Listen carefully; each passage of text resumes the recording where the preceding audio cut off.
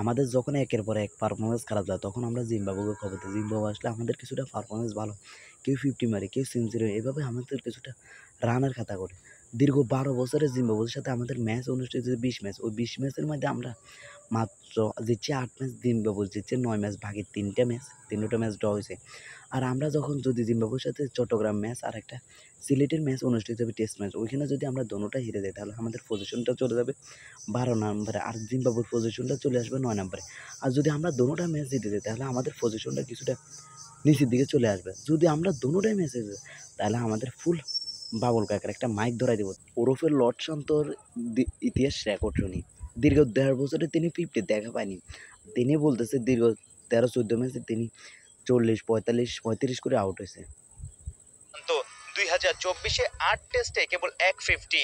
শান্ত সবশেষ test century পেয়েছেন ১.৫ বছর আগে এই সিলেটেই। কথা বলে আমার মনে হয় যে আমি গত বছর বেশ এরকম ১৩-১৪টা ইনিংস সেট হয়ে আউট হয়েছি, ৩০, ৪০, ৪৫ এই ধরনের ইনিংস খেলার পর আউট হয়েছে, যেটা আমার মনে হয়।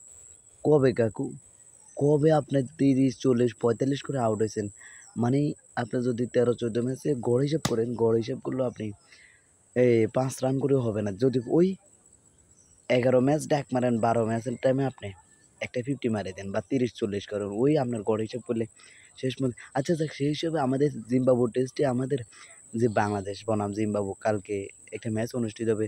একটা চট্টগ্রাম মাঠে, একটা সিলেটের মাঠে। ওইখানে জিম্বাবুয়ের সাথে আমাদের দীর্ঘ ১২ বছরে ২০ ম্যাচ অনুষ্ঠিত হচ্ছে। ওইখানে আমরা যে জিম্বাবুয়ে ৮ ম্যাচ ৯ ম্যাচ জয় করছে, ওইখানে আমরা ৮ ম্যাচ জয় করছি। তাহলে ২ ম্যাচ আমাদের ড্র হইছে। ওই জায়গায় যে জিম্বাবুয়ের সাথে আমরা যদি এই ২ টা ম্যাচ হেরে যাই তাহলে জিম্বাবুয়ে আমাদের পজিশন চলে যাবে ১২ নম্বরে। মানে আমাদের লিস্টের বাইরে চলে যাবে। আর জিম্বাবুয়ে চলে যাবে তারা ওই র‍্যাঙ্কিংয়ের ভিতরে। তাহলে যদি এভাবে আমরা খেলতে থাকি আর আমরা মুখে মাইক একটা ধরলে আমরা চাপাবাজি করি।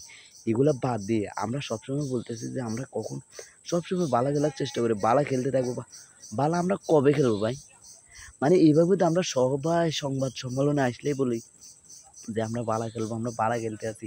আমরা চেষ্টা করতেছি। আমাদের মিডল অর্ডার থেকে ওপেনিং থেকে মিডল অর্ডার যেগুলো আছে মানে একের পর এক গোল্ডেন মানে সেরানি শুরু হয়ে যায়।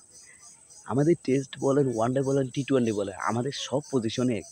এই যে কয়েকদিন আগে আমরা ওই পাকিস্তানের সাথে একটা ম্যাচ জেতা ওইখানে একটা টেস্টে ভালো খেলে আসি। এরপরে দেন আমাদের সেরানি শুরু হয়ে গেছে।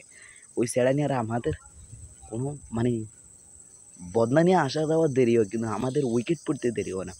আমাদের ফর্ম যখন খারাপ হয় একমাত্র আমাদের জিম্বাবুয়ে আছে। তাদের ধান কাটা শেষ হয়েছে যার কারণে তাদের ওই ডাকার পরপরই তারা চলে আসছে। এখন আমাদের পারফরম্যান্স ভালো করার দরকার। এখন আমাদের এই নিজের দেশেরও দান চলতেছে কিন্তু আমরা ধান পালাই দিয়ে আমরা নিজের পারফরম্যান্সের প্রতি আগ্রহ প্রকাশ করতেছি। আমরা 50 মারার জন্য প্রস্তুতি নিতেছি।